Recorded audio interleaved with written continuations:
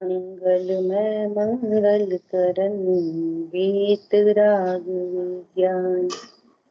नमो ताहि जाते भय अरहंतादि महान।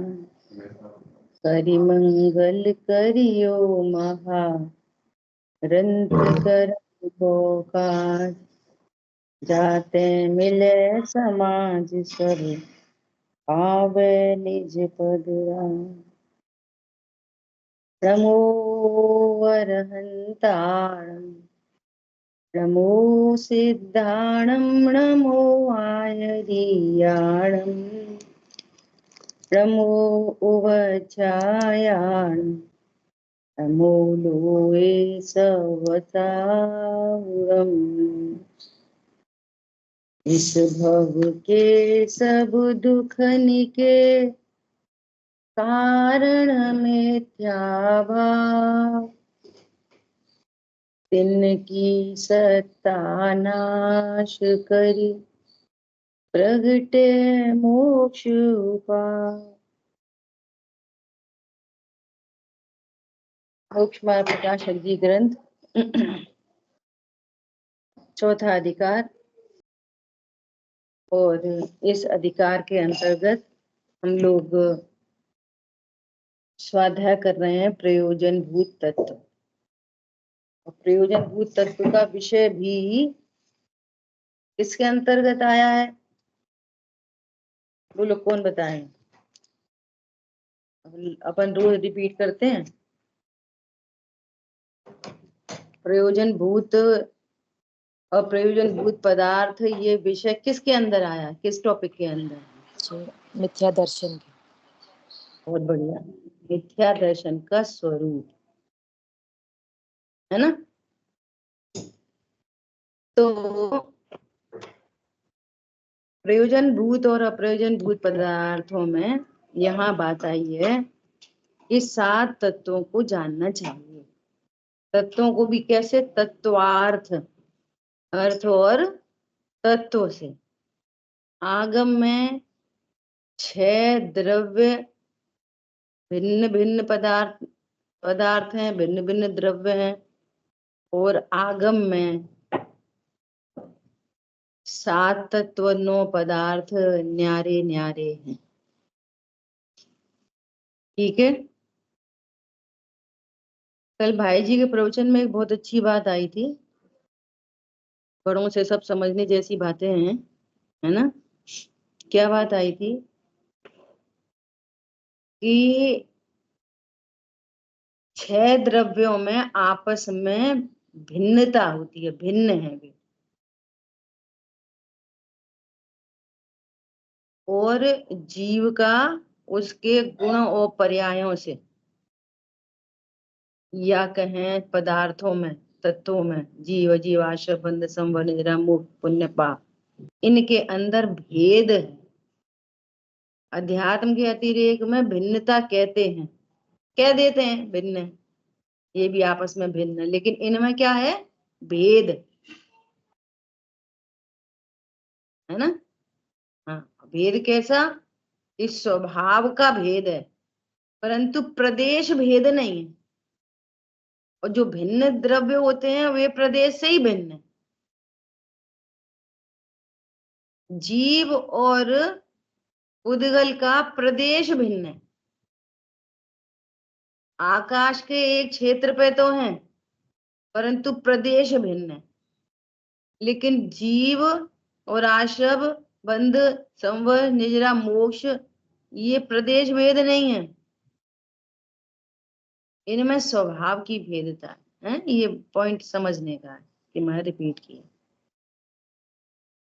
अब बोलो, मुझे आशव की चर्चा और थोड़ी सी करके फिर आगे अपन संवर की बात करेंगे। ठीक है? अपन ने अभी तीसरा नय पढ़ा था, है ना? तीसरे नय का नाम क्या? बोलो जल्दी फटाफट। अरुण भैया, तीसरे नय का क्या नाम है? उपचरित सद्भुत व्यवहार। बहुत बढ़िया। इसका विषय, इसका विषय इसे ये भेद करके कहता है।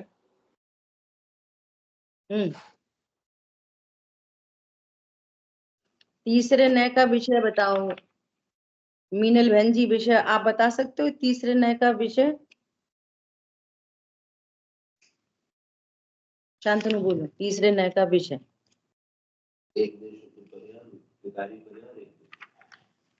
अजित भाई साहब बोलिए। ये जो है अपने दत्ता में ही जो अपने दत्ता की बात करता है तो उसमें ही भेद बताता है।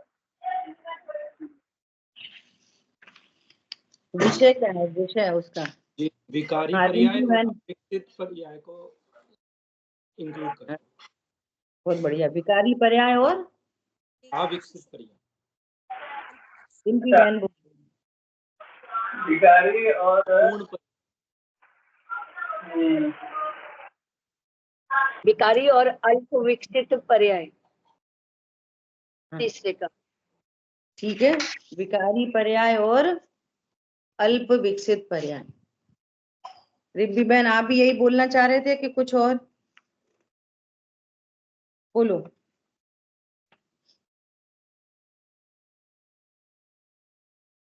तीसरे नय का विषय, ठीक है, विकारी पर्याय और एक देश शुद्ध पर्याय। ठीक है, अब देखो, जीव के जो परिणाम है, जीव के परिणाम, अपन को चर्चा किसकी करनी है? आशव तत्वार्थ की। किसकी चर्चा करने जा रहे हैं? आशव तत्वार्थ। तो तीसरे नय से क्या संबंध है इसका? ये संबंध है कि जीव की पर्याय दो तरह की, एक शुद्ध और एक अशुद्ध। सिंपल। कितनी तरह की? दो तरह की, शुद्ध और अशुद्ध। और जो अशुद्ध पर्याय है ना, अशुद्ध पर्याय, उनको उनको अशुद्ध पर्यायों को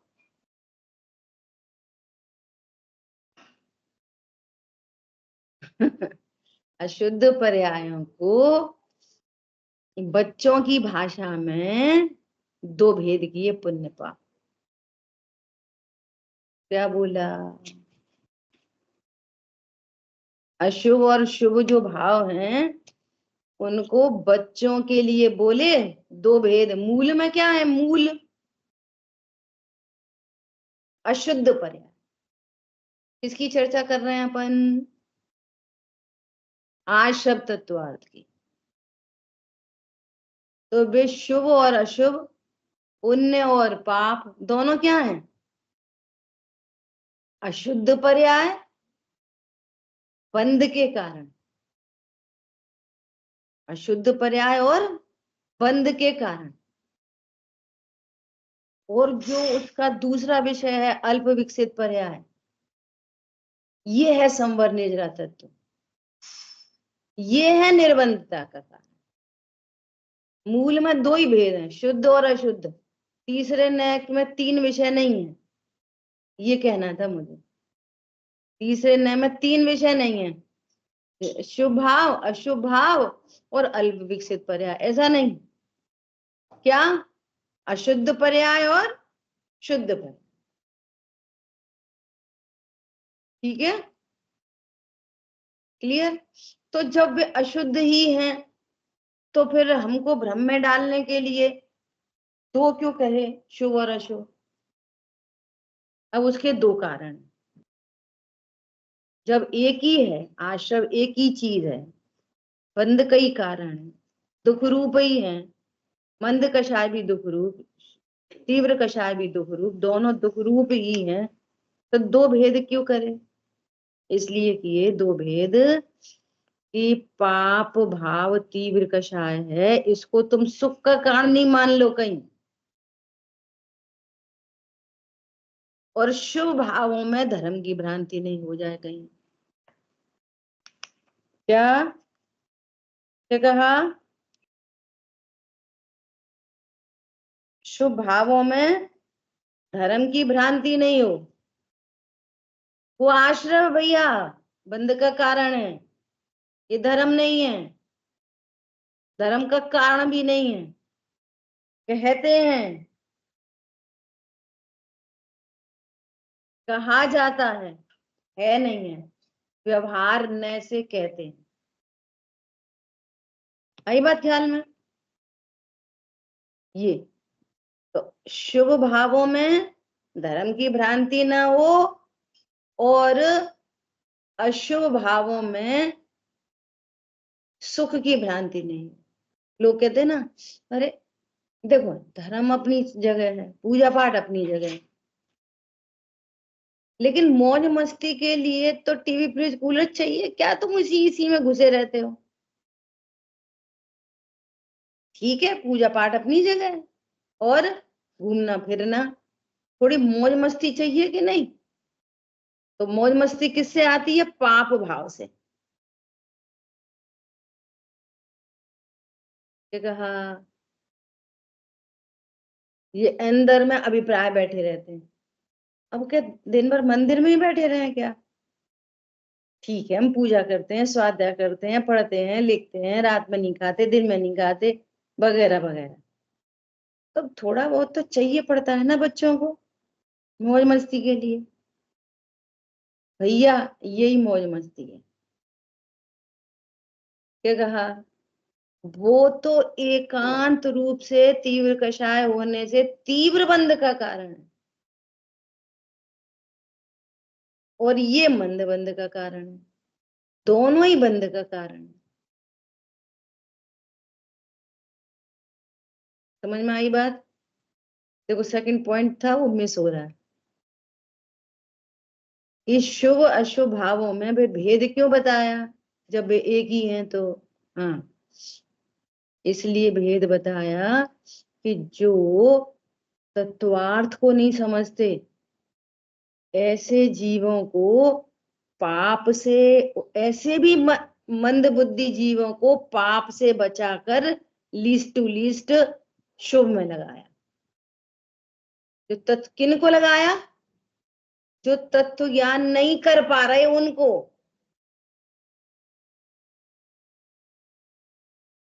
समझ में आ रही है? किसको? बच्चों को, एलकेजी यूकेजी नर्सरी के बच्चों को। अब जित तत्व ज्ञान नहीं कर पा रहे तो भैया पाप प्रभावों से तो तीव्र नरक जाओगे, निगोज जाओगे, तीव्र बंद होंगे। तो ये कम से कम प्लेटफॉर्म पे तो आएगा, योग्यता होगी तो तत्व ज्ञान कर लेगा। वहां तो टीवी फ्रिज कूलर में, मॉल और इसमें व्हाट्सएप फेसबुक में तो मिलेगा नहीं। तो उधर पाप भावों से बचा के और प्लेटफॉर्म उपलब्ध कराया, इसलिए भेद बताया। जब जब कारण बनेगा तो ये कारण बनेगा, वो तो बिल्कुल ही नहीं बनेगा। ठीक है, एक बात बोलो उसके पीछे से बहुत सारी फाइल ओपन हो जाती हैं। एक बात बोलो तो अब देखो कि अब अगर अपन ईमानदारी से चेक करें तो कल भाई जी भी बोल रहे थे। क्या बोल रहे थे? कि नरक में सम्यक दर्शन होता है कि नहीं? तो वहां तो क्रिया तो लड़ाई की दिखाई दे रही है, तीव्र कषाय दिखाई दे रही है। तो वो मंद कषाय में आया कि नहीं आया? वो कहाँ आया? वो कौन से गया था मंदिर पूजा पाठ करने? कहाँ गया था बोलो?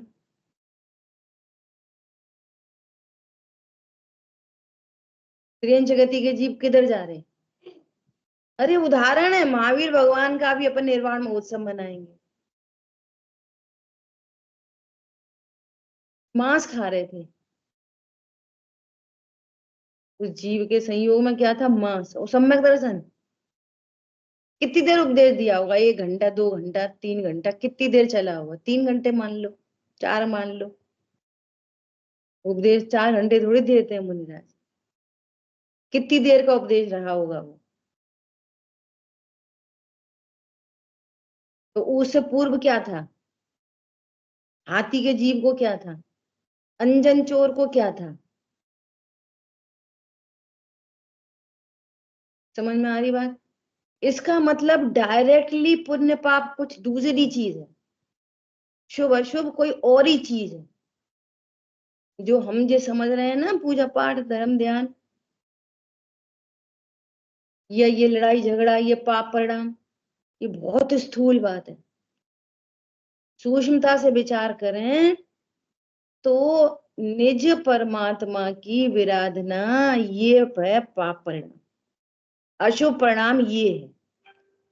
हाँ ठीक है, वही आत्मा फात्मा, और इधर पूजा पाठ चल रहा, उधर आत्मा फात्मा, पाप भाव है। क्या कहा?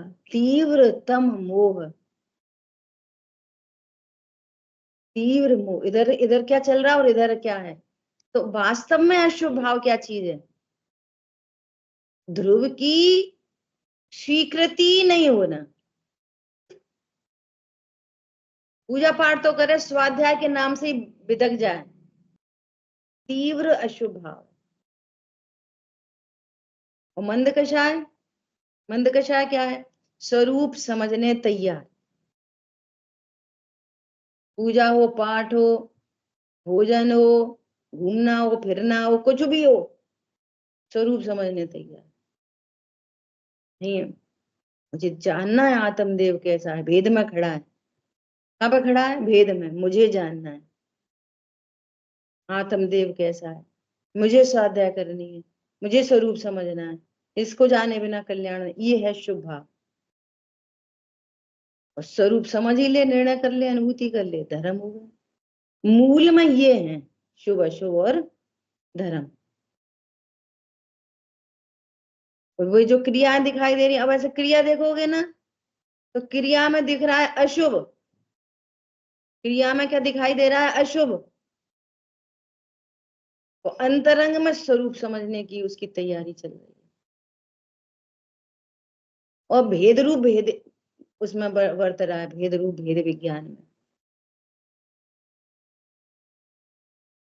हरी बात समझ में? तो मूल में कितने भेद हैं? आश्रम एक ही है, आश्रम, उसमें ही तीव्रता मंदता का भेद है। समय सार जी की गाथाएं हैं। आश्रम कैसे हैं? मृगी की बे की भांति घटते बढ़ते रहते हैं, अध्रुव हैं और अनित्य हैं, दुख रूप हैं, दुख के कारण हैं। कैसे हैं? अध्रुव, वे कभी ध्रुव नहीं रहते, बदलते रहते हैं, कम ज्यादा होते रहते हैं। और अनित्य हैं, बदलते रहे। किसमें? पाप पुण्य में बदल जाएगा, पुण्य पाप में बदल जाएगा, डमरू बजता रहता है। कभी अशुभ शुभ, अशुभ शुभ, अशुभ। निगोदिया को भी चलते हैं शुभ अशुभ। शुभ अशुभ मतलब तीव्र मंदता, उनकी तीव्रता मंदता, तीव्रता मंदता, तीव्रता मंदता। एक इंद्री, दो इंद्री, तीन इंद्री, सबको चलते रहते हैं।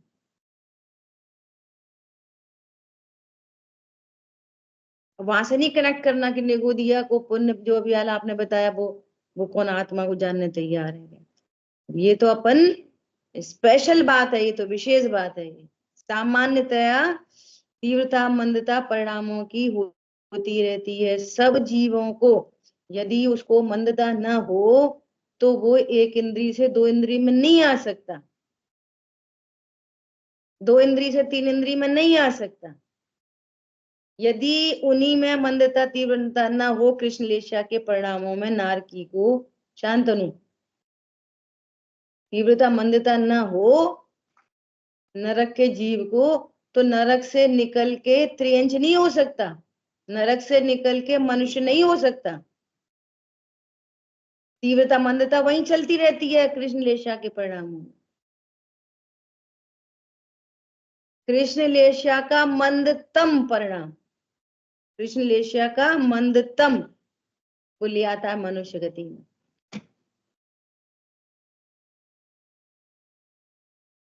ये समझना आश्रव किसको कहते हैं। आश्रव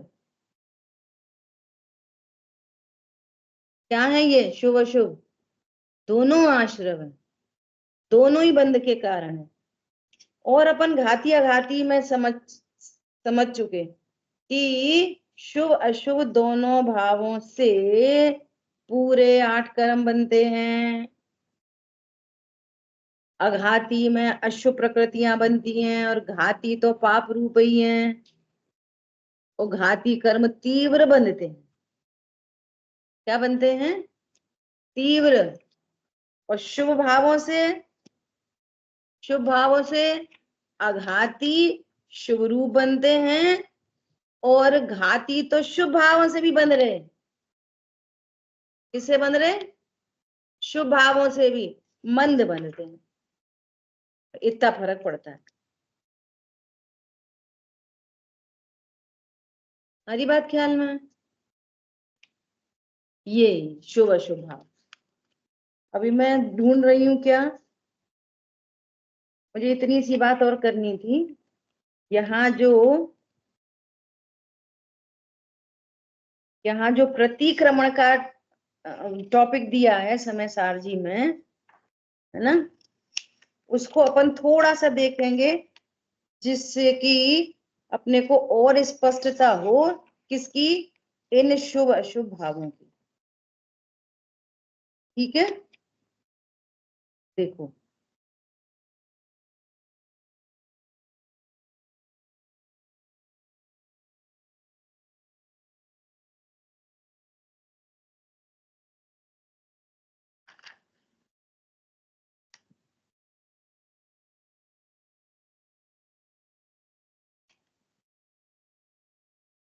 तो मेरे को कल देख के रखना चाहिए था पर बिल्कुल मिस हो गई बात।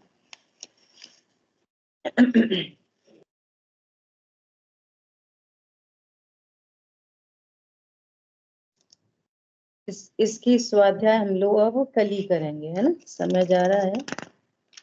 बहुत अच्छा प्रकरण था वो। विश्व अगर किसी को मिले तो देखो, विश्व कुंभ वाली गाथा है, विश्व कुंभ और अमृत कुंभ। प्रतिक्रमण मैं देख रही हूँ, प्रतिक्रमण विधि समाप्त हुई। चलो अपन कल देखेंगे, हैं। शांतनु आपको मिले तो देखो, यहीं पे ही है नहीं गाथा में, या फिर इंडेक्स में देख। चलो आप मत ढूंढो, हैं।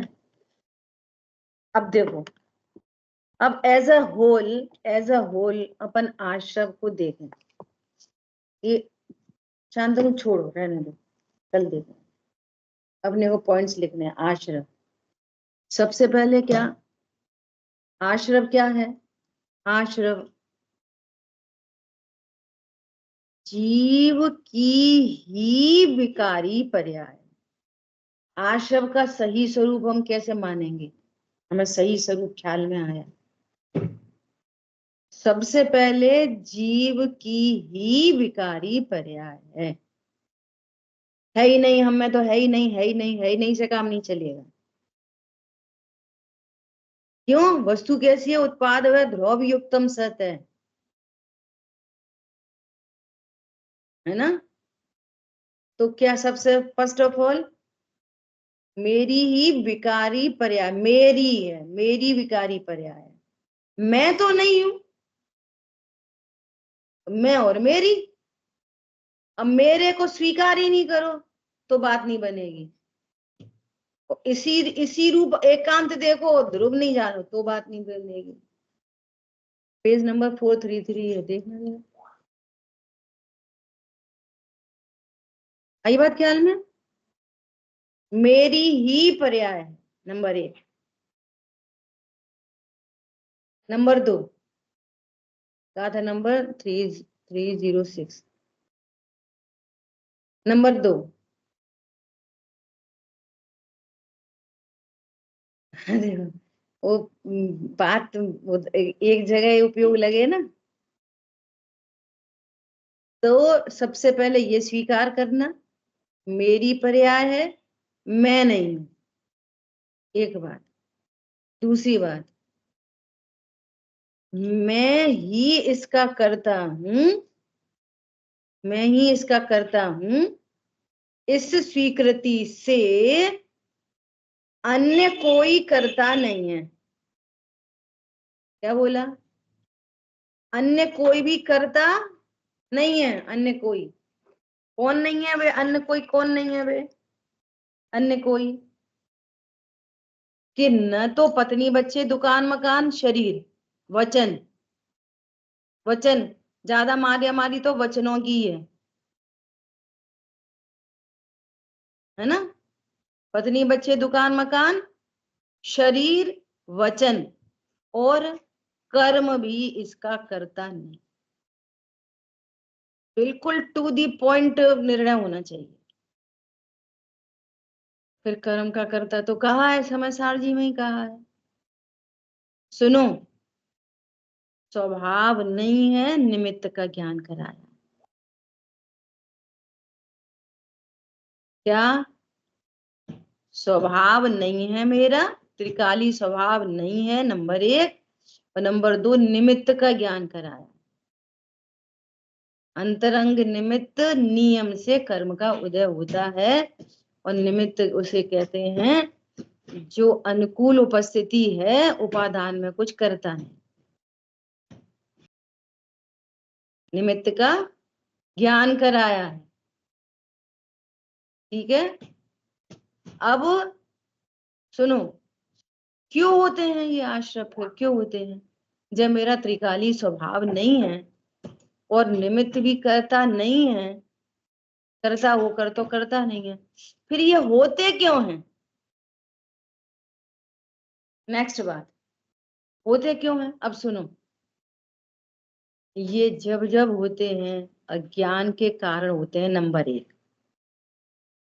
अब होने में भी 2 बातें हैं, होने में भी 2 बातें हैं। नंबर 1, जब होते हैं तब मूल तो कारण है अज्ञान का, वो मोह का। उसका कारण क्या है? मोह से होते हैं। तत्वार्थ श्रद्धा नहीं होने के कारण होते हैं। तो मोह से होते हैं। जब राग द्वेष होते हैं आश्रव, राग द्वेष, तब किससे होते हैं? मोह से। इनका कारण है मोह।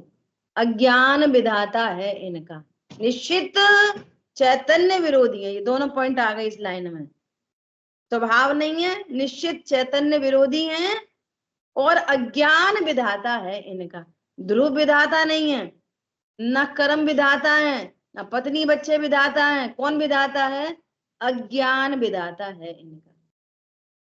अब लिख लेना जो जो जैसा पॉइंट आ रहा हो, है ना? नंबर सुनो, नेक्स्ट नेक्स्ट, कि जिनको सम्यक ज्ञान हो गया, जिनको सम्यक दर्शन हो गया, उनको भी तो हो रहे हैं। अब क्या हो रहे हैं जब अज्ञान चला गया? ये सबका प्रश्न है। अब क्यों हो रहे? अब रामचंद्र जी क्यों रो रहे? अब वे क्यों रो रहे? वे युद्ध क्यों कर रहे? वे विषय क्यों भोग रहे? अब सुनो इसका कारण। अब जो शेष राग है वो पर लक्ष्य से होता है। किससे? अज्ञानता चली गई, भ्रांति मिट गई, तो भाई राग देश पूरे मिट जाने चाहिए। आप उन्हीं को कारण बोल रहे थे भगवान, तो अभी तो मिटे नहीं। तो अब क्यों मिट रहे हैं? क्यों नहीं मिटे? पर लक्ष्य से। अब पर लक्ष्य का भी भाव चाहिए। पर को जानने से नहीं, पर लक्ष्य से। बहुत बहुत रहस्य है इस बात में। पर को जानने से नहीं, पर लक्ष्य से होते। क्योंकि पर को जानना तो मेरा स्वभाव है। पर को जानने से बंद हो तो सबसे ज्यादा बंद अनंत सिद्ध को हो, तो लोकालोक को जान रहे। तो ये बीच में शब्द आ गया लक्ष्य। लक्ष्य किसे कहते हैं? लक्ष्य कि जिस जानने के साथ में जितना राग होता है, उन दोनों को मिला के लक्ष्य कहते हैं। जिनको जानना हो रहा है और राग देश उत्पन्न नहीं हो रहे, उनको पर का जानना कहते हैं, पर लक्ष्य नहीं कहते। अनंत भगवान को, सिद्ध भगवान को पर लक्ष्य नहीं कहते। क्या कहते हैं? सहज ज्ञाता, सकल ज्ञे ज्ञायक। सकल ज्ञे का लक्ष्य नहीं, तो लक्ष्य का अंदर अंदर में रहस्य है लक्ष्य शब्द का, कि जिनको राग की उत्पत्ति हो जाती है। तो छदमस्त जीवों को जब तक पूर्ण वीतरागता नहीं होती, जब जब वे पर का लक्ष्य करेंगे, जब जब पर विषय होगा, तब नियम से शेष राग उत्पन्न होगा। तो उपदेश दिया जाता है कि भैया पर लक्ष्य मत करो। तो पर लक्ष्य नहीं करो, मैं पर का जानना मिटा दें, ये भी तरह का ध्यान करते हैं लोग। पर को मत जानो, अपने में सेंट्रलाइज करो, पर को मत जानो, पर का जानना मिटा दें। अरे पर का जानना जो हो रहा है होने दो, इष्ट अनिष्ट की बुद्धि छोड़ो। क्या बोला? तो वो अवशेष राग है तो हो ही रहा है ना, ये कैसे मिटेगा? स्वभाव का आश्रय बढ़ता जाएगा और वो राग मिटता जाएगा। क्या बोला? ज्ञानाभ्यास करे मन माही, ताके मोह महात्म नाही। जाके मोह महात्म नाही, वाके अनंतानुबंधी आदि राग द्वेष नाही।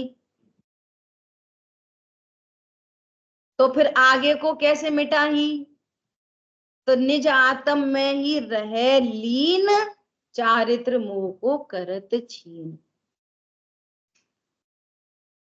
आत्म स्थिरता बढ़ती जाएगी, न ध्रुव में कुछ होना जाना है, न पर द्रव्यों में के जानने में कुछ करना है कि कम जानो ज्यादा जानो। स्वभाव की महिमा से आनंद हुआ, वही आनंद बढ़ता जाएगा, स्थिरता बढ़ती जाएगी, राग द्वेष मिटते चले जाएंगे। समझ आ गई? पूर्ण राग द्वेष, पूरी विधि आ गई इसमें, पूरी विधि। रागी जीवों को जब जब पर लक्ष्य होता है तो वो राग सहित होता है, और स्वभाव का लक्ष्य बढ़ता जाएगा तो स्थिरता उससे बढ़ेगी। डायरेक्ट राग को, आश्रव को मिटाने का पूरी दुनिया में कोई उपाय नहीं है, कोई उपाय नहीं है। उपदेश है मत करो, उपदेश है ये मत करो। मत करने से नहीं हो तो फिर अनंतानुबंधी क्यों मिटाएं? सभी मिटा लो ना फटाफट। अरे तुम्हें रोटी बनानी आती है तो 10 रोटी क्यों बनाओ, 100 बना लो जल्दी से। जैसे किसी 8-10 लोग भोजन पे आ रहे हो तो क्या करेंगे, भैया बना के रख लो इकट्ठी, वो लोग आएंगे, बैठेंगे, बात करेंगे, खाएंगे पिएंगे। तुम 10 बना सकते हो तो 100 बना लो फटाफट से। ऐसे ही दृष्टांत है वो। ऐसे ही अनंतानुबंधी मिटा सकते हो तो फटाफट सब मिटा लो। कि नहीं, वे क्रम में जाती है, स्थिरता बढ़ती जाती है, वे मिटते जाते हैं, स्थिरता बढ़ती जाती है, वे मिटते चले जाते हैं। कैसे मिटेंगे? सुनो, क्रमबद्ध में मिटेंगे। जिसको जैसा गुण स्थान होगा उस प्रमाण ही मिटेंगे। चौथा गुण स्थान है तो अनंतानुबंधी ही मिटेगी। अप्रत्याख्यान सिर ऊपर, सिर नीचे, पैर ऊपर कर लो, नहीं मिटेंगे। 5वें गुण स्थान बढ़ेगा, स्थिरता बढ़ जाएगी तो उतने ही मिटेंगे जितने मिटते हैं। एक एक गुण स्थान की अपनी अपनी मर्यादा, लिमिटेशन है, ना उससे कम ना उससे ज्यादा। क्या कहा? जिस जिस गुण स्थान में जितनी जितनी बंद विक्षुप्ति होनी है उतनी ही होती है, ना कम होती और ना ज्यादा होती। इस आश्रव को के अभाव का उपाय बाहर की चीजें नहीं है। कम खा लो, ज्यादा खा लो, वहां चले जाओ, यहाँ रहने लगो, क्षेत्र पर रहने लगो, घर में रहने लगो, वो छोड़ दो।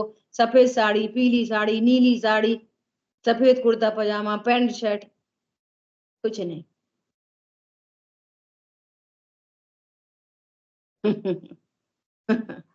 समझ में आई बात?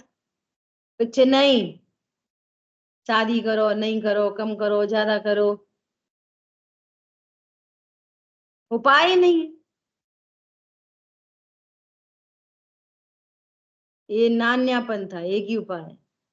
पंडित साहब ने लिखा है सिमंदर भगवान की पूजन में, निज सीमा में रहते प्रभु तुम, वस्तु सीमा दर्शाते, हे सिमंदर निज सीमा में क्या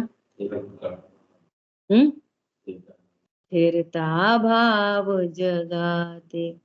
उसमें आई है एक लाइन, आंशिक शुद्धि, आंशिक शुद्धि जिससे प्रगटी, अब पूर्ण शुद्धि उससे पाऊं। आंशिक शुद्धि किससे प्रगटी? बोलो, अजीब के आश्रय से, अजीब को रखने से, छोड़ने से, खाने से, पीने से। किससे प्रगटी? ध्रुव। पूर्ण शुद्धि किससे प्रगटेगी? ध्रुव। अणुव्रत महाव्रत, अरे अणुव्रत महाव्रत के जो परिणाम है बाहर में, वे आश्रव हैं। वे तो जितनी स्थिरता नहीं हो पाई तो होने की चीजें हैं। वे चारित्र का मल हैं, अशुद्ध भाव हैं। क्या बोला? वे संवर निद्रा नहीं है। क्या कहा? वो शुद्धता नहीं है। वो अणुव्रत महाव्रत व्रत के जो परिणाम हैं, आश्रव हैं, वे मलिन भाव हैं। वे इस बात को बता रहे हैं कि ये पूर्ण स्थिरता नहीं कर पा रहा, ये बात को दर्शा रहे हैं। क्या कहा? किसको दर्शा रहे हैं? कि अभी स्थिरता बढ़ी नहीं है, इनके अणुव्रत चल रहे हैं, इनकी स्थिरता बढ़ी नहीं है, इनके महाव्रत चल रहे हैं, ये छपक श्रेणी आरोहण में बढ़ नहीं पा रहे हैं, ये बता रहे हैं वे। तो दुस्साध शैली है। अरे जितने कषाय का अभाव हो गया उसकी प्रशंसा करते हैं। अरे देखो देखो ये मुनिराज है। अनंत नहीं बने तो कहेंगे क्यों तुम द्रव्य गुण पर्याय और ये शिष्य और गुरु और ये लिखने पढ़ने और ताड़पत्र और गाथा टीका में ही लगे रहोगे क्या? अन्यवश हो, स्ववश हो। क्या ये अन्यवशपना है? ये राग है। आश्रव को समझो, ऊपर तक, टॉप तक वो आश्रव है। क्या कहा? और सुनो, छपक श्रेणी के अंदर चौथे गुण स्थान में राग, वो सॉरी 7वें में राग है, 8वें में राग है, 9वें में राग है, 10वें में राग है। तभी तो वे 8 9 10 है, नहीं तो वे 12वां नहीं होता, वो सीधा 1 होता। 7 8 9 10 ये भेद क्यों बन रहे? राग की मौजूदगी। ये आश्रव है। और सुनो बढ़िया बात, कि जो पहला पाया है ना शुक्ल ध्यान का, पृथकत्व वितर्क विचार, उसमें तो परिणति ज्ञानांतर भी होती है। वो उस 8वें गुण स्थान में आत्मा आत्मा का लक्ष्य है और पर भी ज्ञान में गे बन रहे, और अनुभूति बनी है और गुण स्थान चढ़ रहे हैं। पर का जानना हो रहा है वहां पे अबुद्धि पूर्वक का, और छपक श्रेणी आरोहण हो रहा है। अगर पर को जानना अपराध हुए तो पर को राग सहित जानना अपराध है, अकेला जानना अपराध नहीं। ठीक है, इतनी बात हुई। मैं चाह रही हूँ इस टॉपिक को आज एंड करूं, है ना। एक पॉइंट और मेरा शेष बचता है, उसको भी पूरा करके फिर अपन आगे करेंगे। अब सुनो, देखो, अज्ञानी जीवों को पर का जानना अपराध नहीं है अज्ञानियों को भी, परंतु पर का जानना कैसे होता है? 5 पाप 4 कषाय 9 कषाय सहित होता है, ये समस्या है। अज्ञानी पर को कैसे जानता है? अब देखो क्रोध कैसे उत्पन्न होता है? ये मेरी बात ही नहीं सुनता। कौन? स्वरूप को भूलकर क्रोध होता है। पर पदार्थों में इष्टनिष्ट की कल्पना से क्रोध होता है। तो सब मान माया सब लगा लेना, अपन चर्चा कर चुके हैं। अब पर पदार्थों से अपने को बड़ा छोटा जानने से मान होता है। हरी बात ख्याल में। बोलो हिंसा कैसे होती है? हिंसा झूठ कब बोला जाता है? झूठ कब बोला जाता है? पर से लाभ हानि झूठ बोल दो। क्यों? बहुत देर लगा दी। कुछ नहीं, वो वैसे ही गए थे, वहीं गए थे, ऐसे ही गए थे। झूठ क्यों बोलना? झूठ क्यों बोला जाता है? झूठ बोलने का भाव क्यों उत्पन्न होता है? जिस पर नियम से उसके ज्ञान में अजीब होगा, नियम से उसके ज्ञान में लक्ष्य किसका होगा? पुद्गल का। नियम से इस अज्ञान रूपी महाअविवेक के नाटक में एक वर्णादिमान पुद्गल ही नाचता है। पुद्गल नाचता है, इसलिए हिंसा झूठ चोरी। क्यों तुम ये दूसरे की चीज क्यों उठा लाए? चोरी है, गलत बात है, नहीं करना चाहिए। क्यों? ये चीज अच्छी है, मेरे पास है नहीं, चुरा ला। इससे क्या हुआ? लाभ हानि। जड़ पर झुक झुक जाता चेतन। 5 पाप क्यों उत्पन्न होते हैं? ज्ञान में क्या होगा? नियम से कुशील क्यों होएगा? परिग्रह क्यों होएगा? समझ में आ रही है बात? चारित्र मोह का उदय है, इसलिए नहीं हो रहा। इसलिए हो रहा है पर से लाभ हानि। पूरी की पूरी कषाय, पूरे के पूरे पाप क्यों उत्पन्न होते हैं? पर से लाभ हानि, पर में इष्टनिष्ट की कल्पना। ये पर से लाभ हानि इष्टनिष्ट की कल्पना क्यों उत्पन्न हो रही है? सीधा स्वरूप को नहीं जानता मैं कौन हूं। मेरे ज्ञान में झलक रहा है क्या अच्छा हो रहा बुरा हो रहा है मेरे में। किसी ने खोटे वचन बोले, मेरा क्या अच्छा बुरा हो रहा है? कुछ भी तो नहीं। समझ आ गई बात? इन सारे पॉइंट्स पे बहुत गंभीरता से विचार करना है ना। अब देखो अपन पढ़ रहे हैं यहाँ पे थोड़ा सा। रिम्पी बहन को धन्यवाद, इनने देखो फटाफट से गाथा निकाल के दे दी। पर चली कहाँ गई? सामने आओ, सुनो। देखो क्या कह रहे हैं। उत्थानिका देखेंगे, 306 की उत्थानिका देखेंगे पहले। यहाँ व्यवहारावलंबी अर्थात व्यवहार नय को अवलंबन करने वाला, व्यवहार नय का अवलंबन करने वाला, निश्चय व्यवहार का ज्ञाता नहीं है ये, अवलंबन के द्वारा तर्क करता है कि शुद्ध आत्मा की उपासना का प्रयास करने का क्या काम है। अपन ने 14 नंबर की गाथा पढ़ी कि जैसी आत्मा आप बता रहे हो प्रमत्त नहीं होती, अप्रमत्त नहीं होती, एक ज्ञायक भाव है, शुद्ध है, ऐसे आत्मा की अनुभूति हो सकती है? तो कह रहे हाँ हो सकती है, क्योंकि आत्मा बद्ध स्पृष्ट आदि है ही नहीं, वो तो अबद्ध है, त्रिकाल अबद्ध है, त्रिकाल अस्पृष्ट है, अविशेष है, असंयुक्त है ना। है इसलिए हो सकती है, बनानी पड़ती तो मुश्किल होती। ऐसी टाइप का यहाँ पे वो है क्या, शुद्ध आत्मा की उपासना करने का क्या प्रयास है। अभी है तो अपन अशुद्ध, और शुद्ध आत्मा की उपासना करें, कैसे करें? शरीर है, मोड़ा मोड़ी है, पत्नी बच्चे हैं, दुकान मकान है, लड़ाई झगड़े करने के भाव है, कैसे शुद्ध हो सकती? कैसे उपासना करें शुद्ध आत्मा की? समझ आई बात? क्योंकि प्रतिक्रमण आदि से ही आत्मा निरपराध होता है। आत्मा कैसे निरपराध होएगा? गलती करी, प्रतिक्रमण करो, तो उसकी शुद्धि होएगी। पॉइंट पकड़ में आ रहा है? ऐसे थोड़ी गलती कर हो गई। क्या गलती हो गई? अरे हमारा नमक का त्याग था, हम भूल गए, नमक खा लिए। ऐसे लगा लो जो ने जो समझ के रखा है ना। अब गलती हो गई, अब क्या करो? प्रतिक्रमण करो, तभी तो शुद्धि होएगी। प्रतिक्रमण के बिना शुद्धि कैसे होएगी? गलती करो और प्रतिक्रमण नहीं करो, है ना। क्योंकि सापराध के जो अप्रतिक्रमण आदि हैं वे अपराध को दूर करने वाले न होने से विषकुंभ है।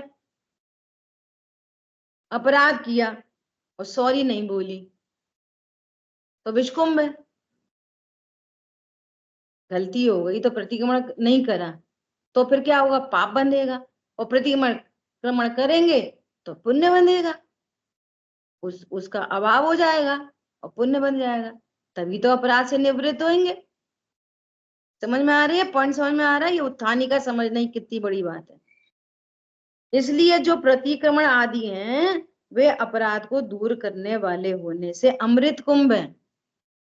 जो प्रतिक्रमण किया जाता है, क्या किया जाता है कि आज धोखे से नमक खप गया तो आज हम शाम को आहार नहीं करेंगे। हमने झूठ बोल दिया, अब मजबूरी में बोलना पड़ा, मन तो नहीं था लेकिन हमने सोची बोल दो और हम प्रतिक्रमण ले लेंगे, फिर हमने दिन भर का मौन रख लिया। समझ में आ रही है बात? गलती कर लो अभी तो अब क्या करें, करनी पड़ रही है। भाई जी ने उदाहरण दिया, मैंने कल शाम को बोला था, बहू ने के पैर से गलती से सास को ठोकर लग गई तो वो अरे मम्मी जी सॉरी, पैर छू लेगी। उसने कहा ये बात सही रही। मम्मी जी बोली अरे बेटा कोई बात नहीं, कोई बात, ये बात कल से वो रोज ठोकर मारती और मम्मी जी सॉरी। ऐसे ऐसे होती है प्रतिक्रमण। गलती कर लो फिर प्रतिक्रमण ले लेंगे। क्या अभी तो नमक खा लो, अभी तो झूठ बोल लो, बाद में क्या क्या अपने पास विधान है काय का प्रतिक्रमण कर लेंगे। सही है कि नहीं सही है? कोई की बिना चीज उठा लाओ, बाद में प्रतिक्रमण कर लेंगे। पॉइंट पकड़ में आ रहा है? तो क्या कह रहे हैं, ये प्रतिक्रमण क्या है? ये शुद्ध कर देता है किसको? आत्मा को। इसलिए क्या करना चाहिए? प्रतिक्रमण करना चाहिए, क्योंकि वो अमृत कुंभ है। ये कहां पे खेल रहा है? ये व्यवहार आप लंबी बोल रहा है, ये इसको शुद्धने का ज्ञान नहीं है, ये आश्रम के भीतर ही खेल रहा है। पाप अशुभ शुभ, अशुभ अशुभ, अशुभ अशुभ, तो इस शुभ भावों से पाप धुल जाते हैं। शुभ भावों से क्या होते हैं? पाप धुल जाते हैं। इसलिए ये शुभ भाव क्या है? अमृत कुंभ है और पाप भाव विष कुंभ है।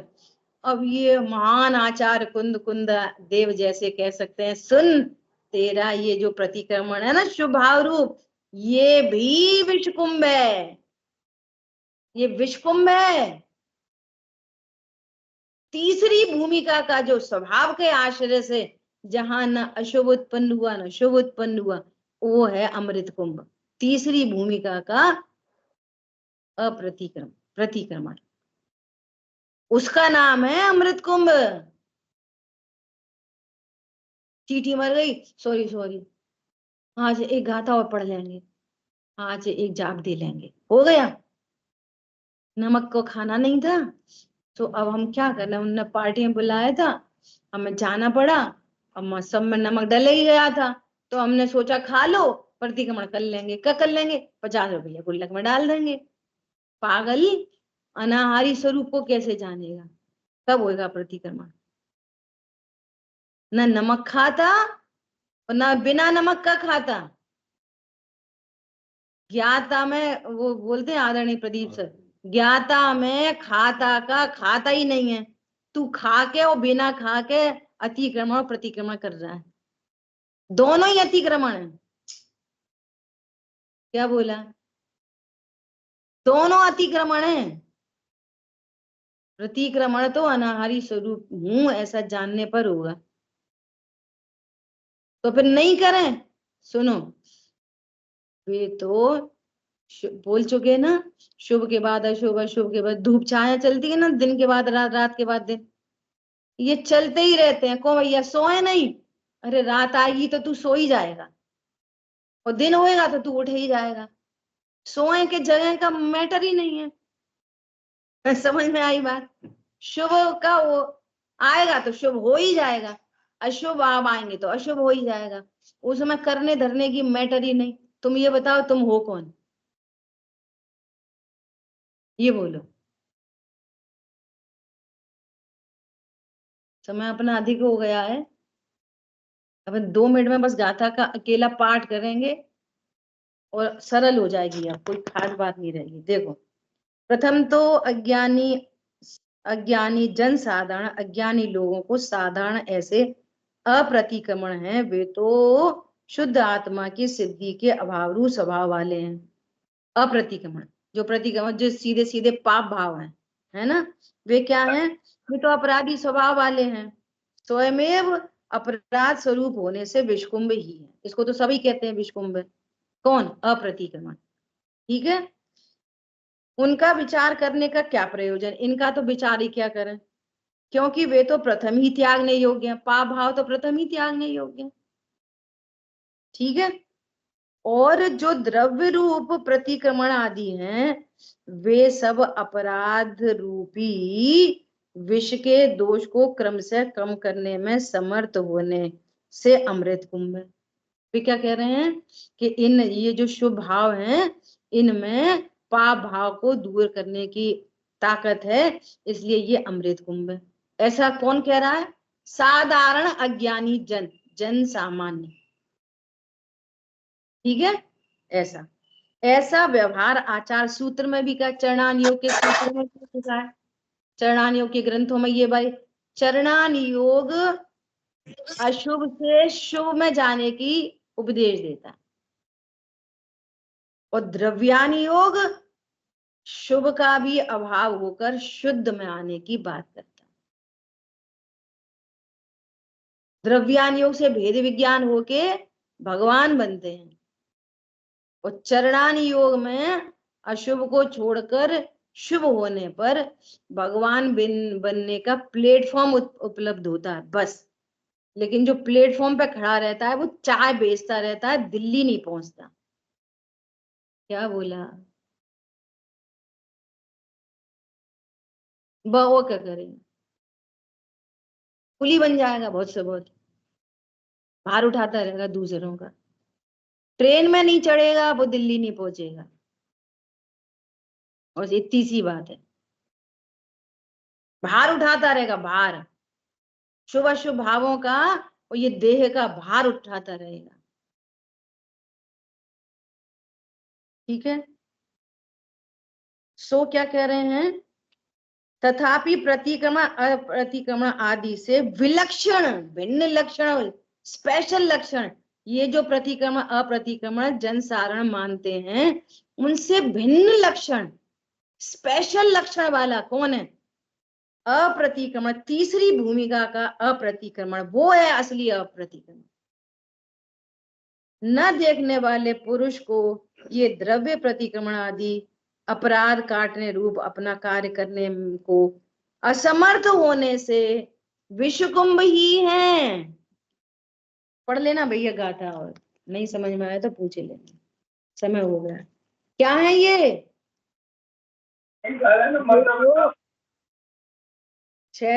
306 गाथा।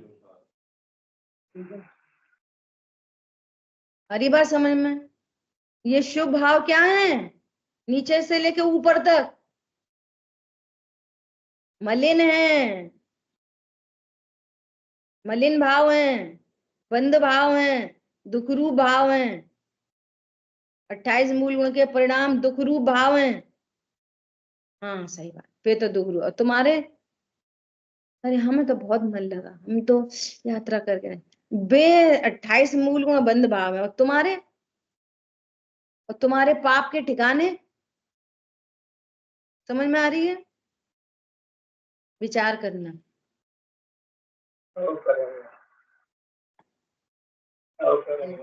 ज्ञान से सूझे लोकालो, तो वाणी मस्तक नमो सदा दे तुम दो। बोली द्वाशांग मई जनवाणी माता की जय। जय जिनेन्द्र सभी को। जिनेन्द्र।